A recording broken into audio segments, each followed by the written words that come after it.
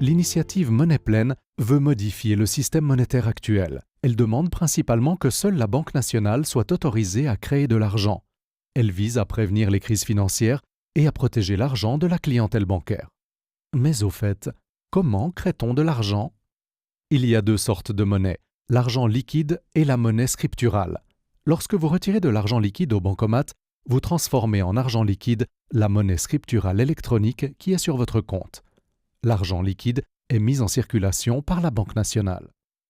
La monnaie scripturale électronique constitue de loin la plus grande partie de la masse monétaire. Elle est créée lorsque les banques allouent des crédits.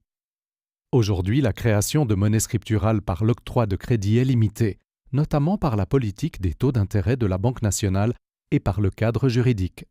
En outre, les banques ne peuvent créer de l'argent que s'il y a une demande de crédit de la part des ménages et des entreprises. Si l'initiative était acceptée, il serait inscrit dans la Constitution fédérale que tout l'argent doit être créé par la Banque nationale.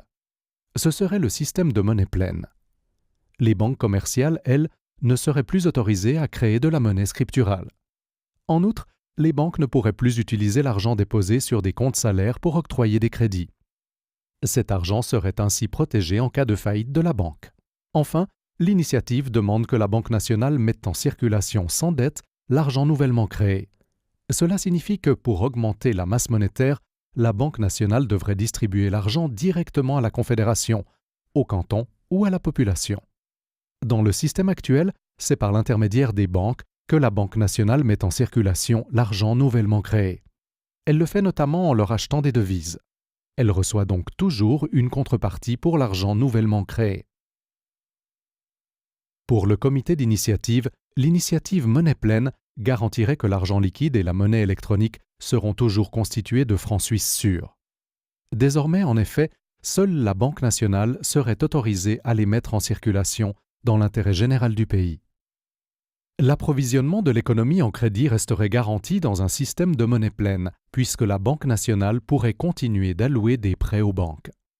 La Banque nationale éviterait ainsi toute pénurie de crédit ou pléthore d'argent, et la Suisse serait mieux protégée contre les crises financières. Pour le comité, la monnaie pleine rendra l'argent électronique aussi sûr que de l'argent liquide dans un coffre, ce qui constituera une base solide pour l'économie. Pour le Conseil fédéral et le Parlement, si la Suisse mettait en place un système de monnaie pleine, elle se lancerait dans une expérience jamais tentée par aucun autre pays. En outre, un système de monnaie pleine ne serait pas un rempart contre les crises financières. Ces dernières années, la Confédération a d'ores et déjà pris d'autres mesures en renforçant la protection des déposants et en obligeant les banques d'importance systémique à disposer de davantage de fonds propres. Par ailleurs, l'initiative restreindrait inutilement le métier de base des banques et affaiblirait la place financière suisse. Enfin, la Banque nationale pourrait être exposée à des pressions politiques pour la pousser à financer des dépenses publiques.